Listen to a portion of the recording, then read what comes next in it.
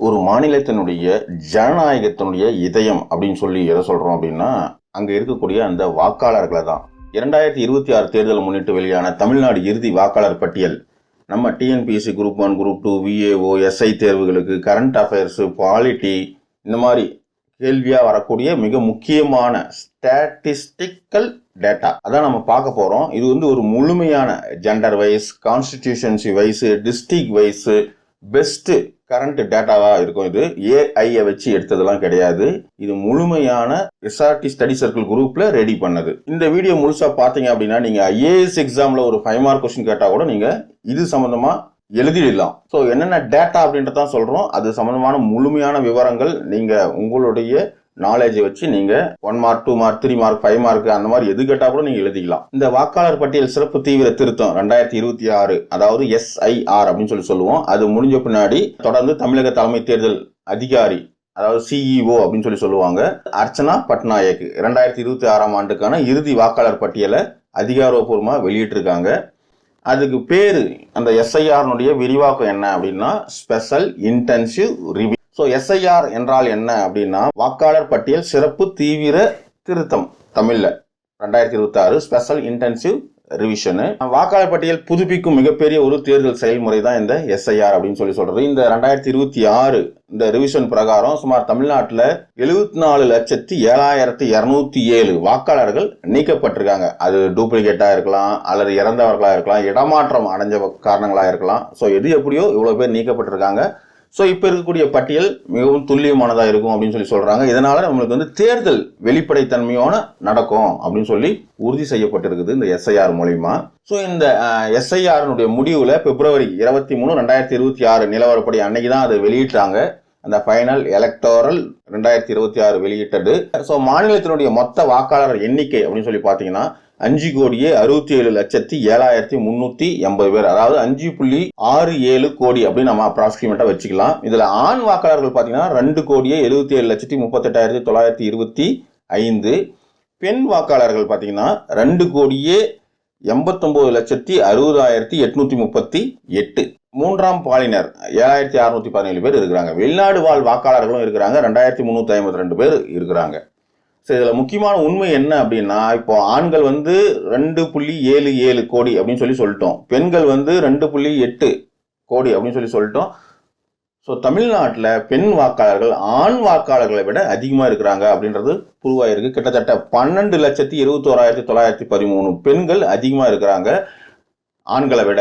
So அதனால தான் பெண்களுக்கான நலத்திட்டங்களை அரசாங்கம் மிக அதிக அளவில் உருவாக்குது அப்படின்றது இதுல நம்ம தெரிஞ்சுக்கலாம். உதாரணத்துக்கு மகளிர் பேருந்து, கலைஞர் உரிமை தொகை, அந்த மாதிரி நிறைய பெண்கள் சம்பந்தமான நலத்திட்டங்களை அதிகமாக உருவாக்குறதுக்கு காரணம் இந்த தமிழ்நாட்டு பெண் வாக்காளர்கள் ஆண்களை விட அதிகமா இருக்கிறது தான். ஸோ தமிழ்நாட்டில் பெண் வாக்காளர்கள் ஆண்களை விட அதிகமா இருக்கிறதுனால டிஎன்பிஎஸ்சிக்கு உமன் எலக்டர்ஸ் மெஜாரிட்டி அப்படின்ற அந்த தலைப்புல ஏதாவது ஃபேக்ட் முக்கியமான லைன் ஏதாவது ஒன்று கேட்டு விட்டுருவாங்க, அது பார்த்துக்கோங்க. ஸோ ஃபீமேல் ஓட்டர்ஸ் பார்த்தீங்கன்னா 2.89 கோடி. எவ்வளோ பர்சன்டேஜ் மொத்த வாக்காளர்கள் அப்படின்னா கிட்டத்தட்ட 51%. மேல் வாக்காளர்கள் 2.77 கோடி அப்படின்னு சொல்லிட்டோம், அது கிட்டத்தட்ட 49%. தேர்ட் ஜெண்டர் அது பார்த்தீங்கன்னா 7,617 பேர், அவங்க 1%க்கும் கம்மியாக இருக்கிறாங்க. ஸோ போட்டுனா 100%. ஸோ மேல் 49, ஃபீமேல் 51, அதாவது அப்ராக்சிமேட்டா இதில் தேர்ட் ஜெண்டர் வரதுனால அவங்க 1%க்கும் கீழே இருக்கிறதுனால நம்ம அந்த அப்ராக்சிமேட் இது லிஸ்ட் கொடுத்துருக்கிறோம். இப்போ நம்ம சொன்னது காம்படிட்டிவ் எக்ஸாம்ல நேரடியாக 1 மார்க்காவே ஏதாவது ஒரு மல்டிபிள் சாய்ஸ் கொஸ்டின்ல கேட்டு விட்டுருவாங்க.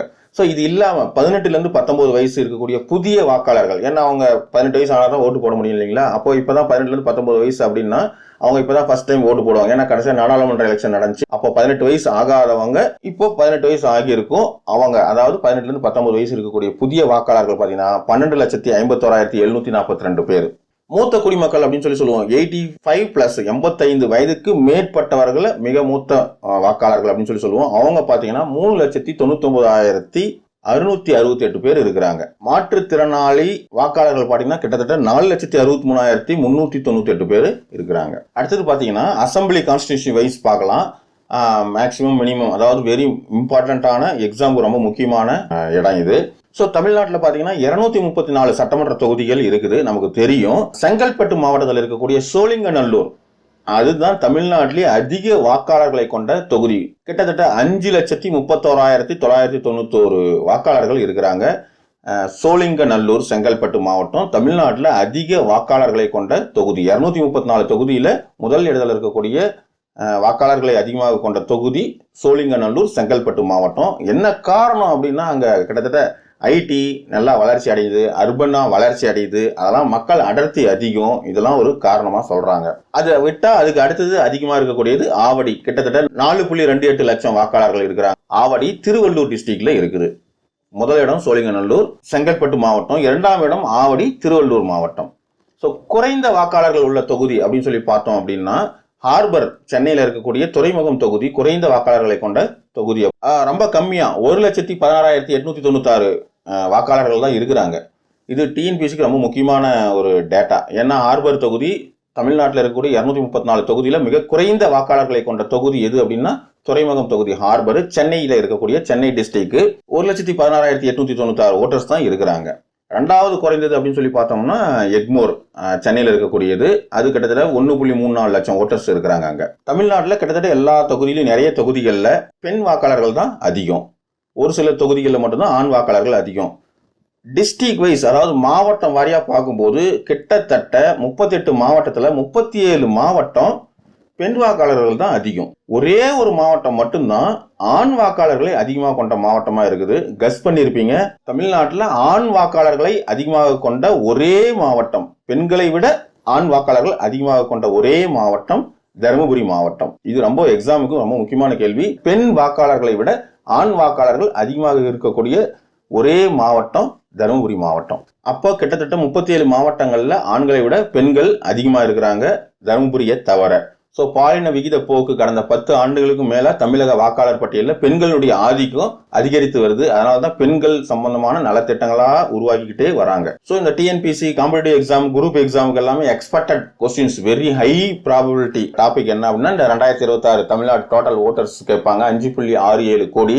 ஹையஸ்ட் அசம்பிளி கான்ஸ்டிடியூன்சி அப்படின்னா சோழிங்கநல்லூர், லோயஸ்ட் அசம்பிளி கான்ஸ்டிடியூன்சி அப்படின்னா ஹார்பர், அதாவது துறைமுகம். ஃபீமேல் ஓட்டர்ஸ் வந்து தமிழகம் முழுவதுமே அதிகமா இருக்குது.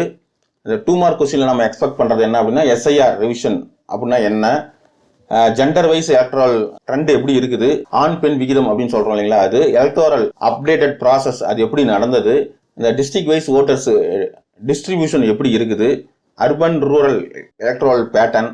அப்புறம் 5 மார்க்ல முக்கியமா என்ன மாதிரி கேட்பாங்க அப்படின்னா, ஹைலி எக்ஸ்பெக்டட் கொஸ்டின் பார்த்தீங்கன்னா, தமிழ்நாடு இறுதி வாக்காளர் பட்டியல் 2026 ஒரு பகுப்பாய்வு, இதை பத்தி எழுதுங்க அப்படின்னு இடுவாங்க, ஏதாவது முக்கியமானது அப்படின்னா. ஸோ இந்தியாவில் கிட்டத்தட்ட பெண் வாக்காளர்கள் அதிகமுள்ள ஒரு மாநிலமா தமிழ்நாடு இருக்குது. அதனால இது அடிக்கடிக்கு நமக்கு இது சம்பந்தமான கொஸ்டின் கேட்கறதுக்கு வாய்ப்பு அதிகமா இருக்குது. ஸோ சிம்பிளா ஞாபகம் வச்சுக்கிற மாதிரி ஒரு லைன் சொல்றேன் பாருங்க. 5.67 கோடி வாக்காளர்கள், பெண்கள் அதிகம், அதிக தொகுதி சோழிங்கநல்லூர், குறைந்தது ஹார்பர், எஸ்ஐஆர் மூலம் 74 லட்சம் பெயர்கள் நீக்கம். இப்போ நான் சொன்ன இந்த ஒரு லைன் போதுங்க. இதில் ஏதாவது ஒரு முக்கியமான கொஸ்டின் வரதுக்கு வாய்ப்பு இருக்குது.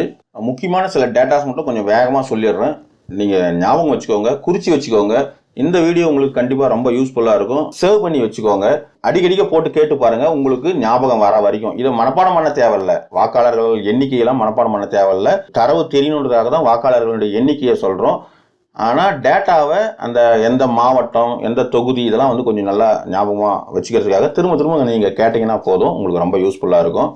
தமிழ்நாட்டில் அதிக வாக்காளர்களை கொண்ட மாவட்டம் எது அப்படின்னா திருவள்ளூர் மாவட்டம். இது ரொம்ப முக்கியமான லைனு, தொகுதி கிடையாதுங்க, மாவட்டம். தமிழ்நாட்டில் அதிக வாக்காளர்களை கொண்ட மாவட்டம் திருவள்ளூர் மாவட்டம். 31,57,413 பேர் வாக்காளர்களாக இருக்கிறாங்க. குறைந்த வாக்காளர்களை கொண்ட மாவட்டம் எது அப்படின்னா அரியலூர் மாவட்டம். 5,22,954 பேர் இருக்கிறாங்க. குறைந்த வாக்காளர்களை கொண்ட மாவட்டம், தொகுதி இல்ல மாவட்டம். அதிக ஆண் வாக்காளர்களை கொண்ட மாவட்டம் எது அப்படின்னா திருவள்ளூர் தான். ஏன்னா அங்கதானே அதிகமா வாக்காளர்கள் இருக்கிறாங்க, அதனால ஆண்களும் அங்கதான் அதிகமா இருப்பாங்க. ஸோ 15,44,710 பேர் ஆண் வாக்காளர்கள் இருக்கிறாங்க. அதான் தமிழ்நாட்டில் ஆண் வாக்காளர்கள் அதிகமா இருக்கக்கூடிய மாவட்டம். அதே மாதிரி குறைந்த ஆண் வாக்காளர்களை கொண்ட மாவட்டம் நம்ம முன்னே பார்த்தோம், அரியலூர். ஸோ 2,59,234 பேர் இருக்கிறாங்க, குறைந்த ஆண் வாக்காளர்களை கொண்ட மாவட்டம். அதே மாதிரி அதிக பெண் வாக்காளர்களை கொண்ட மாவட்டம் திருவள்ளூர், 16,12,090. ஸோ அதிக பெண் வாக்காளர்களை கொண்ட மாவட்டம் திருவள்ளூர். குறைந்த பெண் வாக்காளர்களை கொண்ட மாவட்டம் அரியலூர் தான், 2,63,692 பேர் குறைந்த பெண் வாக்காளர்கள் கொண்ட மாவட்டமா இருக்குது. ஸோ அதிக வாக்காளர்களை கொண்ட அல்லது அதிக ஆண் வாக்காளர்களை கொண்ட அல்லது அதிக பெண் வாக்காளர்களை கொண்ட மாவட்டம் எது அப்படின்னா திருவள்ளூர். ஏன்னா அந்த மாவட்டம் தான் எல்லாமே முதல் இடத்துல இருக்குது. அதே மாதிரி குறைந்த வாக்காளர்களை கொண்ட மாவட்டம் அல்லது குறைந்த ஆண் வாக்காளர்களை கொண்ட மாவட்டம் அல்லது குறைந்த பெண் வாக்காளர்களை கொண்ட மாவட்டம் எல்லாமே அரியலூர் மாவட்டம் தான் இருக்குது. 3ஆம் பாலினர் வாக்காளர்கள் அதிகம் இருக்கக்கூடிய மாவட்டம் அப்படின்னு சொல்லி பாத்தீங்கன்னா சென்னை 829 பேர் இருக்கிறாங்க. 3ஆம் பாலினர் அதிகம் இருக்கக்கூடிய மாவட்டம் சென்னை 829 பேர். குறைந்த 3ஆம் பாலினர் இருக்கக்கூடிய மாவட்டம் நீலகிரி மாவட்டம் 25 பேர் தான் இருக்கிறாங்க, பதிவு பண்ணியிருக்காங்க வாக்காளர்களா. குறைந்த 3ஆம் பாலினர் வாக்காளர்களா பதிவு பண்ணியிருக்கக்கூடிய மாவட்டம் நீலகிரி மாவட்டம் 25 பேர். அடுத்தது நம்ம தொகுதி வாரியா ஒரு கிளான்ஸ் பார்த்துடலாம். அதிக வாக்காளர்களை கொண்ட சட்டமன்ற தொகுதி நம்ம ஏற்கனவே பார்த்துட்டோம், சோழிங்கநல்லூர் செங்கல்பட்டு மாவட்டத்தில் இருக்குது. குறைந்த வாக்காளர்களை கொண்ட சட்டமன்ற தொகுதி பார்த்தீங்கன்னா சென்னை ஹார்பர், அதுவும் முன்னே பார்த்துட்டோம். 1,16,896 பேர் தான் இருக்கிறாங்க சென்னை ஹார்பர் துறைமுகம் தொகுதியில். அடுத்தது அதிக ஆண் வாக்காளர்களை கொண்ட சட்டமன்ற தொகுதி அப்படின்னு சொல்லி பார்த்தீங்கன்னா சோழிங்கநல்லூர் தான். அதிக ஆண் வாக்காளர்களை கொண்ட சட்டமன்ற தொகுதி சோழிங்கநல்லூர் செங்கல்பட்டு மாவட்டம். குறைந்த ஆண் வாக்காளர்களை கொண்ட சட்டமன்ற தொகுதி பார்த்தீங்கன்னா ஹார்பர் சென்னை துறைமுகம் தொகுதி தான். அடுத்தது அதிக பெண் வாக்காளர்களை கொண்ட சட்டமன்ற தொகுதி அப்படின்னு பார்த்தீங்கன்னாலையும் அதுவும் சோழிங்கநல்லூர் தான் செங்கல்பட்டு மாவட்டம். குறைந்த பெண் வாக்காளர்களை கொண்ட சட்டமன்ற தொகுதி சென்னை ஹார்பர் தான். அடுத்தது அதிக 3ஆம் பாலினர் வாக்காளர்களை கொண்ட சட்டமன்ற தொகுதி அப்படின்னு பார்த்தோம் அப்படின்னா திருப்பூர் நார்த் 125 பேர் இருக்கிறாங்க. மாவட்டம் கிடையாது, தொகுதி 125 பேர் இருக்கிறாங்க திருப்பூர் நார்த். குறைந்த 3ஆம் பாலினர் வாக்காளர்களை கொண்ட சட்டமன்ற தொகுதி அப்படின்னு பார்த்தீங்கன்னா வேதாரண்யம் ஆலங்குடி அங்கெல்லாம் யாருமே பதிவு பண்ணிக்கல. ஸோ வேதாரண்யம் ஆலங்குடிலாம் 0 தான். அதை விட்டோம் அப்படின்னா அறந்தாங்கி குளச்சல் இதெல்லாமே ஒவ்வொருத்தரும் பதிவு பண்ணியிருக்காங்க. ஸோ வேதாரண்யம் பார்த்தீங்கன்னா நாகப்பட்டினம் மாவட்டம், ஆலங்குடி பார்த்தீங்கன்னா புதுக்கோட்டை மாவட்டம், அறந்தாங்கி புதுக்கோட்டை மாவட்டம், குளச்சல் கன்னியாகுமரி மாவட்டம். ஸோ அறந்தாங்கிலையும் குளச்சல்லையும் ஒரு 3ஆம் பாலின வாக்காளர்கள் பதிவு பண்ணி வச்சிருக்காங்க. கிட்டத்தட்ட தருமபுரியை தவிர எல்லா மாவட்டங்களிலும் பெண்கள் தான் அதிகமா இருக்கிறாங்க அப்படின்னு சொல்லியாச்சு. சட்டமன்ற தொகுதி வைஸ் நம்ம பார்க்கும்போது சில சட்டமன்ற தொகுதியில ஆண்களும் அதிகமா இருக்கிறாங்க. பெண்கள் ஆண்களை விட ரொம்ப அதிகமா நம்பர் 1 இடத்துல இருக்கக்கூடிய அதிகமா இருக்கக்கூடிய பெண்கள் மாவட்டம் பார்த்தீங்கன்னா சென்னை. கிட்டத்தட்ட ஆண்களை விட 98,581 பெண்கள் இருக்கிறாங்க அதிகமா.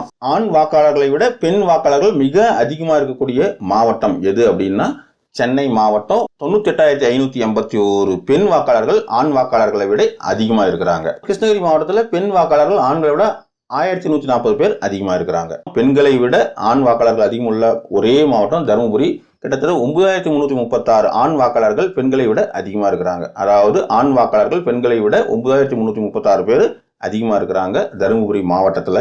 தொகுதி வரியா பார்க்கும்போது தருமபுரி மாவட்டத்தில் இருக்கக்கூடிய பென்னாகரம் தொகுதி கிட்டத்தட்ட 7,242 ஆண் வாக்காளர்கள் பெண்களை விட அதிகமா இருக்கிறாங்க. ஸோ தொகுதி வரியா பார்க்கும்போது பென்னாகரம் ஆண் வாக்காளர்கள்ல பெண் வாக்காளர்களை விட ஆண் வாக்காளர்கள் அதிகமா இருக்கக்கூடிய தொகுதி பென்னாகரம் தொகுதி தருமபுரி மாவட்டம். 7,242 ஆண் வாக்காளர்கள் பெண் வாக்காளர்களை விட அதிகமா இருக்கிறாங்க. பெண் வாக்காளர்கள் ஆண் வாக்காளர்களை விட அதிகமா இருக்கக்கூடிய ஒரு தொகுதி அப்படின்னு சொல்லி பார்த்தோம்னா மேட்டுப்பாளையம் தொகுதி கோயம்புத்தூர் மாவட்டம். கிட்டத்தட்ட 13,360 பேர் பெண் வாக்காளர்கள் ஆண் வாக்காளர்களை விட அதிகமா இருக்கிறாங்க.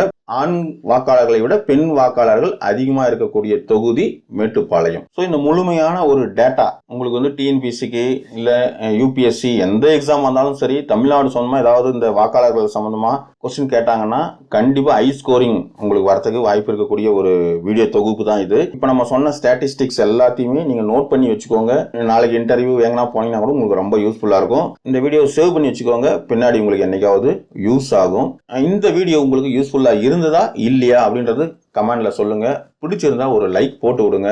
உங்களுக்கு எந்த மாதிரியான டாபிக் தேவைப்படுது அப்படின்றத நீங்க கமெண்ட்ல சொல்லுங்க. அந்த டாபிக் உங்களுக்கு யூஸ்ஃபுல்லா இருக்கிற மாதிரி ரெடி பண்ணிக்கலாம். நம்ம சேனலை இன்னும் சப்ஸ்கிரைப் பண்ணாதவங்க சப்ஸ்கிரைப் பண்ணிக்கோங்க. அரசு வேலை பெறுவது நம்ம லட்சியம், அதை அடைந்தே தீர்வோம். நன்றி.